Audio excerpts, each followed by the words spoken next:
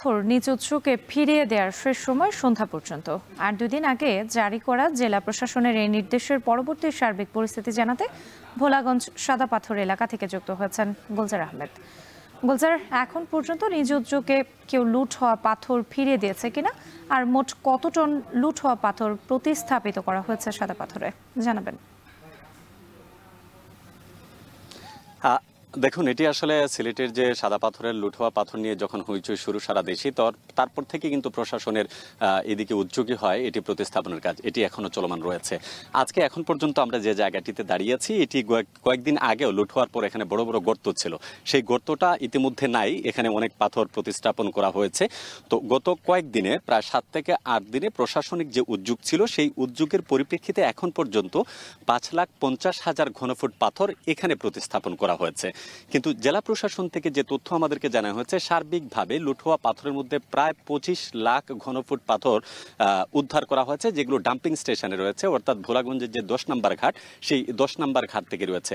আমরা 10টার সংবাদে দেখাচ্ছিলাম যে যেখানে পাথর এসে জমা হচ্ছে, সেখান থেকে এই যে ছোট ছোট বার্কি নৌকা আছে, সেই নৌকার মাধ্যমে ঠিক প্রতিস্থাপিত যে জায়গা, অর্থাৎ ভোলাগঞ্জ সাদা পাথরে, এখানে এসে পাথরগুলো প্রতিস্থাপন করা হচ্ছে শ্রমিকদের মাধ্যমে। এবং এখানে সার্বক্ষণিক তদারকি করছে জেলা প্রশাসন, বিশেষ করে উপজেলা প্রশাসনের উপজেলা নির্বাহী কর্মকর্তা সহ যারা দায়িত্বে রয়েছেন, বিভিন্ন জনপ্রতিনিধি, তারাও কিন্তু এই দায়িত্বে রয়েছেন।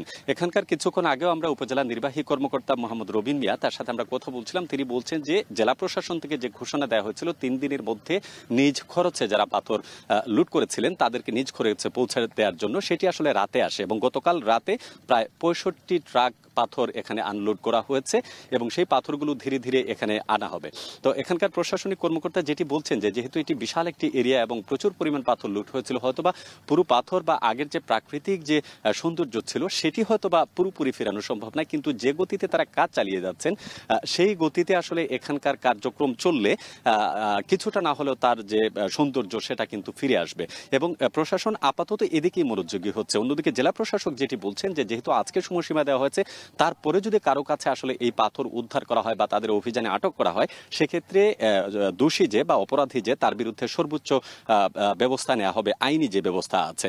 তো এইভাবেই সিলেটের যে সাদা পাথরের যে লুট হওয়া পাথর সেটি ফিরিয়ে আনা হচ্ছে। পাশাপাশি আমরা দেখেছি সিভিল প্রশাসনের বাইরেও বিশেষ করে আইন শৃঙ্খলা বাহিনী, পুলিশ, বিজিবি, র্যাব, সেনাবাহিনী সহ সমন্বিত যে উদ্যোগ, সেই উদ্যোগ আসলে চোখে পড়ার মতো। তো এখানকার স্থানীয় যারা ব্যবসায়ী আছেন বা পর্যটন সংশ্লিষ্ট ব্যক্তিবর্গ আছেন, তারা বলছেন যে এই উদ্যোগকে তারা স্বাগত জানিয়েছেন এবং প্রশাসনের এই তদারকি যদি সবসময় থাকে, তাহলে হয়তো আরো কিছুদিনের মধ্যে সাদা পাথরের তার যে পূর্বের যে রূপ, সেই রূপ তারা ফিরে পেতে পারেন। তো এই ছিল আমার কাছে সাদা পাথর থেকে সর্বশেষ তথ্য। ভোলাগঞ্জ সাদা পাথর এলাকা থেকে যুক্ত ছিলেন গুলজার আহমেদ।